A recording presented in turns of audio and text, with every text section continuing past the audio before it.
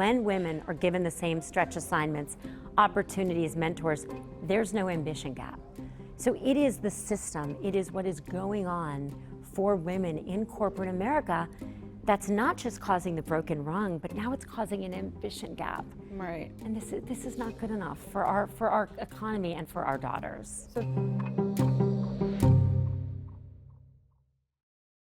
Welcome. I'm Manita Huja, editor-at-large at Forbes and founder of Iconoclast, and we're here at the NASDAQ market site. Our special guest today is someone who has helped shape the modern conversation around women, leadership, and power, Sheryl Sandberg. She's the founder of Lean In, former COO of Meta Platforms, and one of the most influential philanthropists working on gender equity today. She's now joined forces with former U.S. Secretary of State Hillary Clinton and Columbia University's Institute of Global Politics on a landmark new report on child marriage, a practice that still claims 12 million girls each year. Joining us now on this critical topic, AI, women in the workforce, and much more, Sheryl Sandberg. Thank you so much for joining us. Thank you for having me, Manit. And I want to welcome you back because I believe this is your first interview back from maternity leave. It is indeed. And what an interview to come back to talk about such a critical topic at such an important time. So thank you so much for joining us here today. I'm so glad to be with you. And I love that you've come back from maternity leave and you're taking on just such an important topic. It is important indeed, and so it's with that I want to dive right into all of the amazing content that we have to get through. So Sheryl, you've spent your entire career focused on women's economic participation. What personally drew you to this issue? So I started my career working in development. I was at the World Bank. I was the economist for the India Division Health Team. I worked on leprosy. I worked on malaria, blindness, and HIV/AIDS. And if you think about the lives women have around the world, I'm sure there's not a more important topic than child marriage, because child marriage takes everything away from a girl. It takes her control over her own life. It takes her out of school. It takes her control over her own body, including her sexual choices. And so I've always really cared about this. And then a few years ago, I got married in my 50s, choosing myself. And my husband and I did a thing where we donated all our gifts and made this part of our wedding because I really had such a sense that I was choosing this as a fully formed adult, and that so many million girls, 1 million a month, are going to get married under the age of 18 this year alone. And that's such a staggering fact, and I think we've spoken about this. I have a personal connection to this topic as well, especially culturally. So just to see the numbers behind that was quite shocking, because I understand it anecdotally and culturally from where my family hails from in the world, but I didn't understand how global an issue this is. I mean, look, there are 640 million women in the world today who are married as children. 1 in 5 girls is getting married as a child. And let's talk about what that is. So I rolled out this report with the great Secretary Hillary Clinton, the CEPA Institute, the Center for Global Development. This report, and the First Lady of Sierra Leone, who herself is a survivor because there was an arranged marriage that would have happened to her as a child that she managed not to have happen. And what she has said very loudly is she thinks we need to call it what it is. This isn't marriage, this is legalized rape. Right. This is strong language. She says this is pedophilia.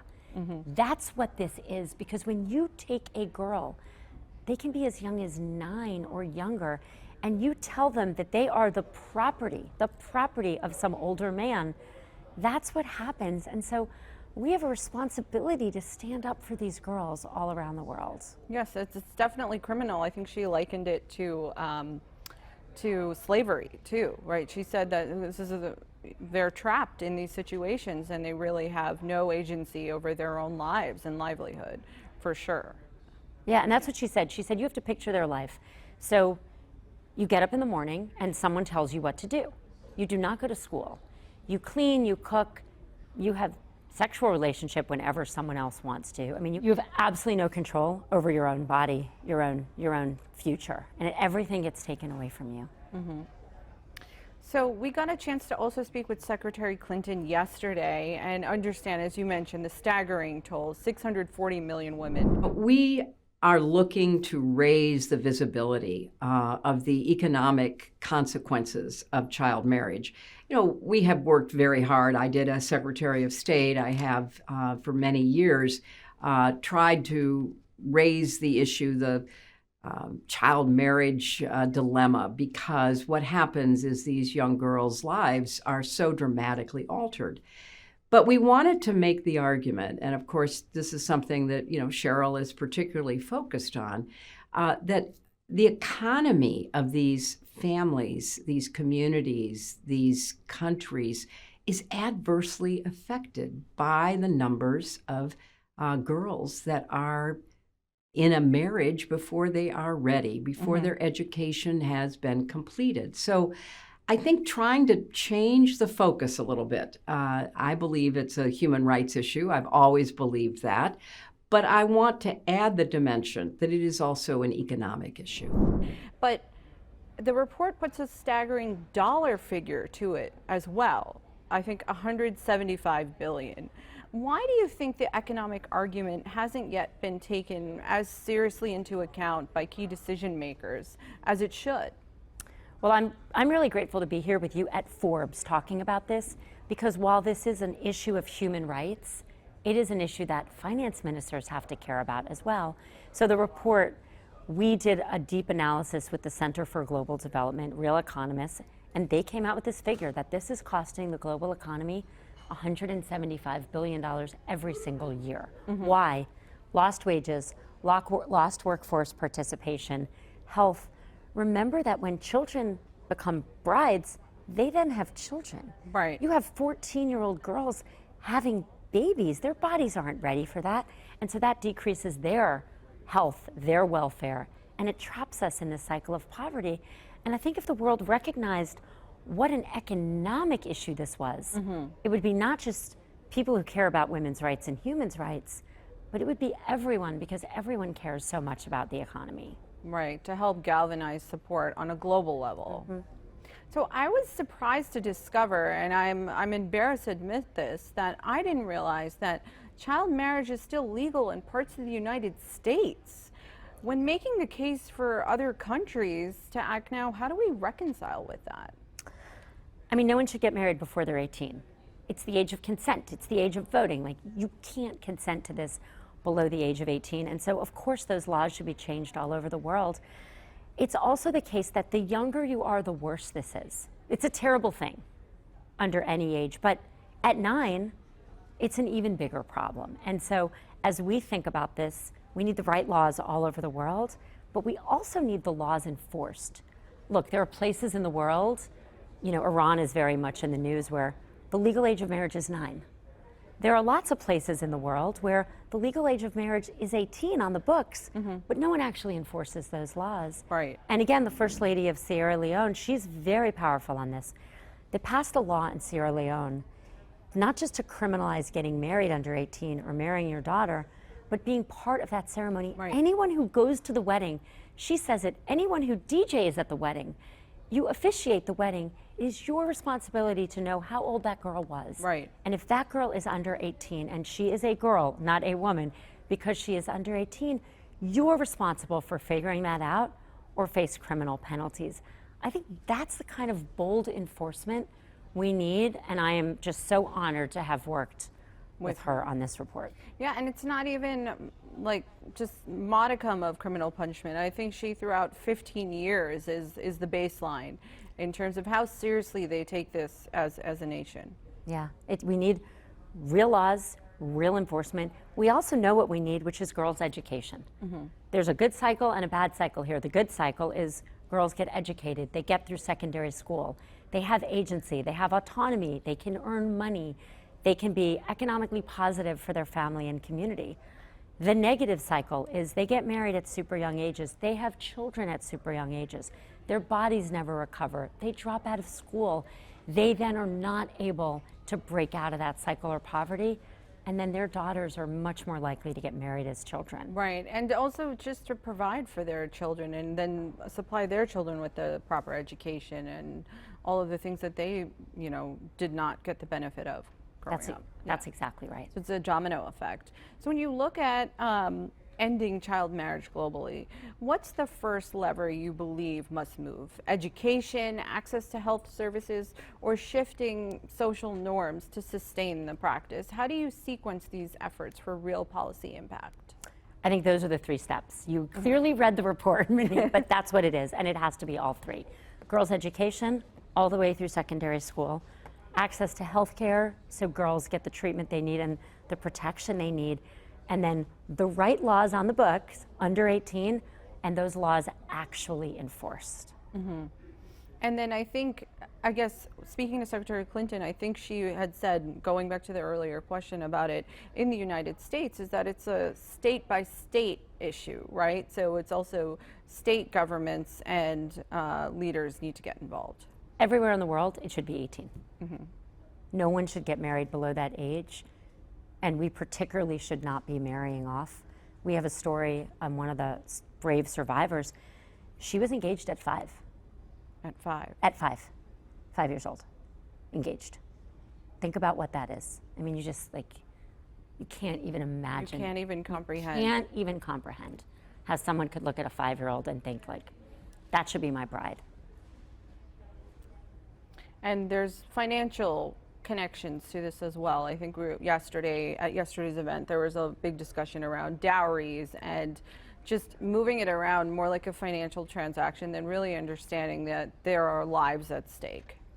No, that's right. One of the brave survivors, she's from Pakistan. She had an arranged marriage, forced marriage at 16. She got taken to Canada. She was abused. Took her 11 years to get out of that marriage. She wrote a book, and my daughter was at the dinner with us last night, and she told my daughter that recently a man from her hometown, from her home village in Pakistan, read her book and said, I was about to marry off my daughter, and I read your book and I canceled the wedding. Oh my gosh. So she, from around the world, saved a girl from the fate that she had, and that is what this takes. And this is, again, an issue everyone should care about. People who care about the economy should care about this. What a profound story. What a profound story. And so when you look at everything going on in the world today, we're in this radical environment of uncertainty and geopolitical tensions. We're seeing real cuts to foreign aid and development funding right now. And you look at what that means for girls in the most vulnerable parts of the world, what goes through your mind? And how can we further underscore and emphasize the need to keep this critical issue in focus amidst all of these other geopolitical tensions at this moment? Look, I think that's part of why we rolled this report out now, which is that there is so much polarization. There is so little we agree on. But do you know what we should all agree on? That legalized rape shouldn't happen. That child marriage, forced marriage, early marriage is something that should be socially, politically, economically unacceptable. And I really believe in foreign aid. I really believe that those of us in the developed world have a responsibility to help people who have less than we do, that it makes the entire world more prosperous, more secure, stronger commitments between countries. And so I'm hoping that even with everything we disagree on right now, this is an issue we can all come together on. And we have Republicans, we have Democrats, we have people from all over the world who have endorsed this report, because this is so clearly something that absolutely no one should be for, which is forcing a young girl into what is essentially a completely unacceptable situation where she loses all of her rights. Well, thank you, Sheryl, for bringing such a critically important topic to the forefront and using your platform to help send this message out around the world.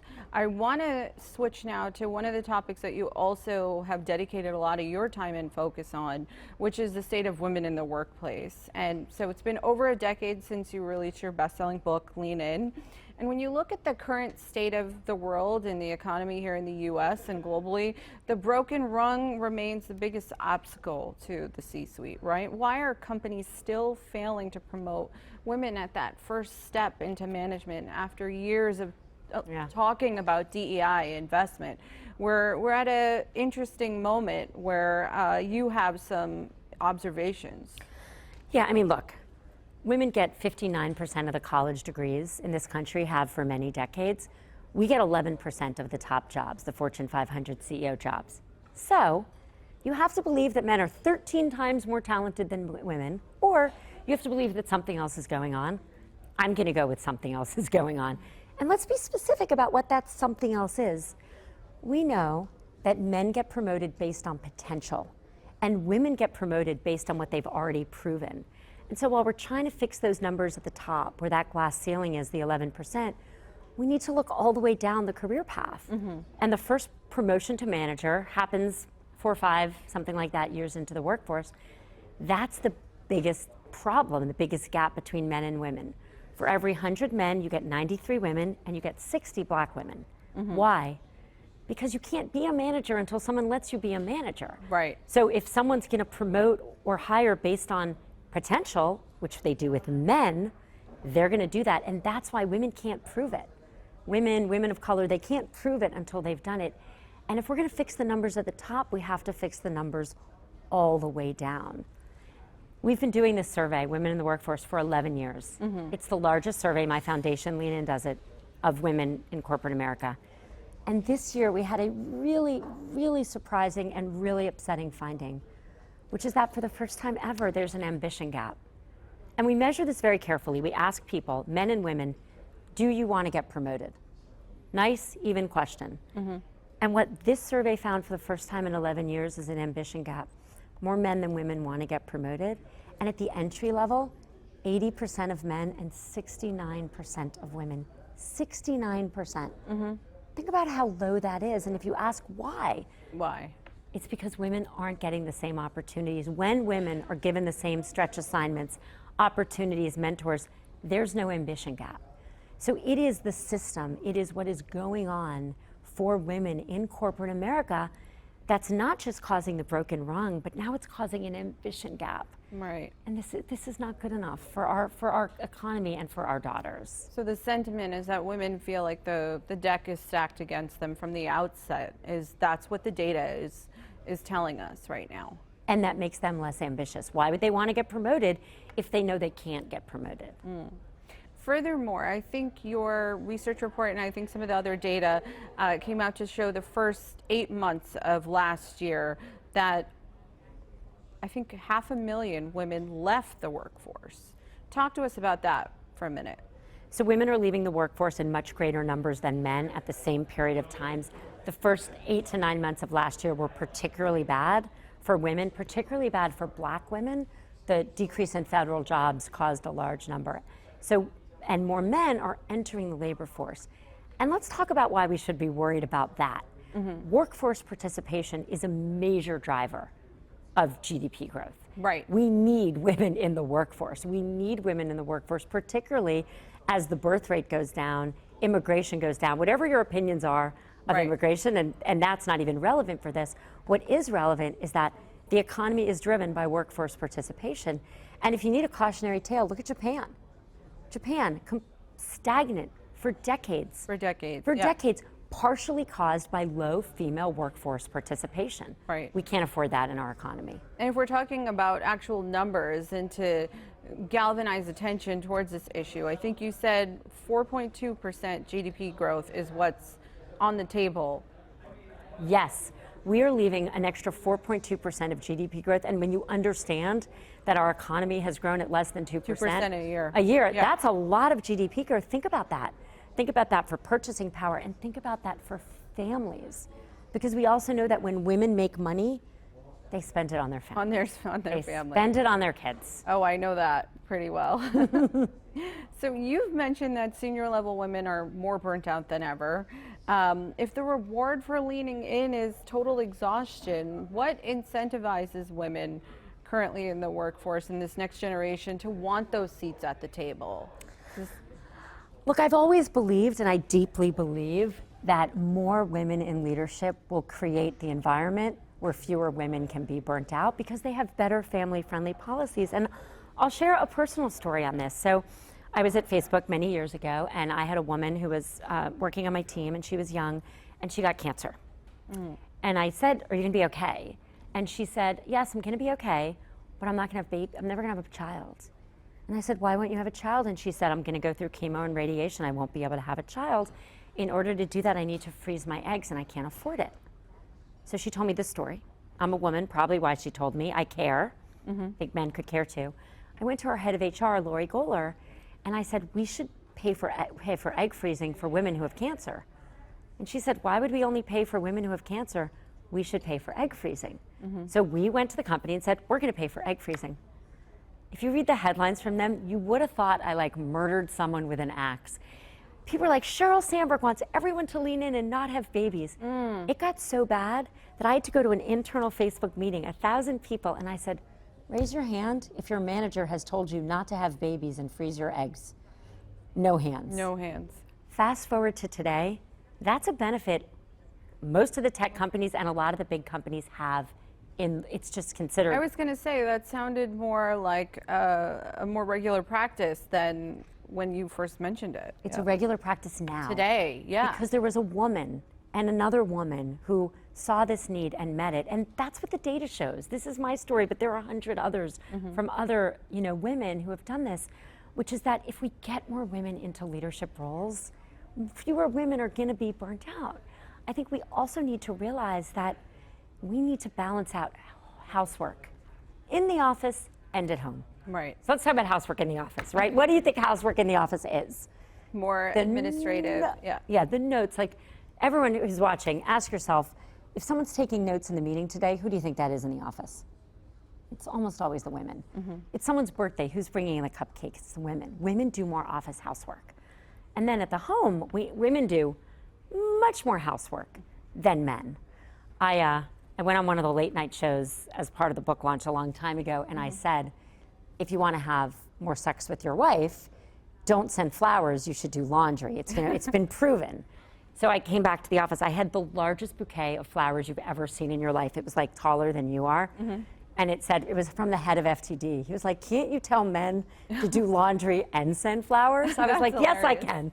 Yes, I can. But the point is, if you want to balance out at home and do more, that's good for your marriage. You're going to have more ambitious children, especially girls, a happier wife. And that is how we keep women from being burnt out.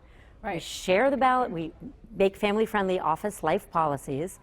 We share the work at home, and we share the work in the office. Well, that's great advice to the general public, but to the actual woman who's listening to this, who's mid-career, who's feeling burnt out, what advice would you give her for how to juggle everything right now, today, while she's waiting for the rest of the world to listen and spread the love, so to speak?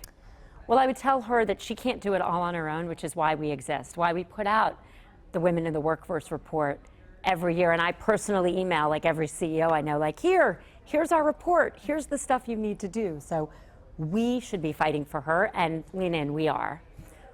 From her point of view, what she should do is, I think, recognize that as you get more senior, you actually get more control. I think people don't know that if you have a meeting, I ask some women, do you want to be CEO? Sometimes they say yes, they say no, and I say, well, if you want to know why. They say, well, I want to, have a balanced life for my kids. And I said, have you ever had a meeting with your CEO? And they say yes. I said, who set the time? The CEO. Right, the CEO. The CEO. Yeah. When I went to Facebook, I went from Google. I was like a vice president at Google. I became CEO of Facebook. I went home every day at 5:30. Do you know what that meant? That meant that your teams could go home at 5:30. Yeah, because I wanted to see my son before he went to bed. And I'm not going to pretend I didn't work hard. I did. I worked in the morning before he woke up. I worked at night. I went home. I put him to bed. I gave him a bath. And then I got back to work. But I was doing it on my own time and my own terms. It was your own volition that Because I was the COO. And when I worked for someone who wasn't. And so I think we sometimes think there's this trade-off between getting more senior and having more balance. It turns out they're often like positively correlated. And again, if we can get more women into those jobs, the next generation of egg freezing benefits is going to happen. Right. So you can't be the change unless you see the change. That's right. To your point. Yeah. That's right. So Cheryl, adding to all of the pressures women are already facing in the workplace is the broader technological backdrop in the current environment. AI is reshaping the labor force and market quickly. Where do you see the biggest risks and also the biggest opportunity?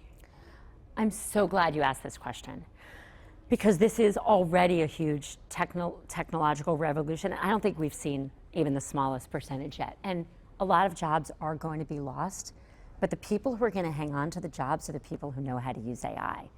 And we've always encouraged more boys than girls, more men than women to use technology, and that's happening again. Our Women in the Workforce report said that men in the workforce are 50% more likely to be encouraged by their managers to use AI. 50%. And we know that boys are encouraged more. And so to every woman out there, please use AI. Do it in accordance with your school's policies, your company's policies, but learn how to use these tools because they're going to make you better and more efficient. We can't afford for men to be a bigger part of this revolution than we are. Exacerbate the current problems that we're trying to solve. And so, this came up last night at dinner, but so, the double-edged sword where I think you mentioned that if a man is encouraged to use AI, but that's not the same situation for women, at least the data from your report suggests. That's right. It's the same cycle we're in. And so what do we need to do? We need to be explicitly for women using this technology. And it's great technology. It's made me so much more efficient. I've been actually really trying for the last, you too? Yeah, me too. I'm just trying to organize. I have a newborn at home. I'm trying to organize schedules, calendars, and just use it as a virtual assistant, from everything from that to day-to-day workflow tasks, and just making sure, that we're optimizing our time. That's right. And if you're sitting next to some man and he's using a technology and using it well that makes him more efficient, and you're afraid to use that technology, or you're worried because your manager hasn't told you to use that technology, you're going to fall behind. We need to not let that happen. AI is for girls. Another aspect of this is many of the roles exposed by AI are disproportionately held by women. You've recently warned that AI could even widen the gender gap. Talk to us for a minute about that. I know we're running out of time, but I want to make sure that we hit this important question as well. I mean, look, every revolution, technical era that's ever happened has the potential to make things better and make things worse, and it does both in many ways.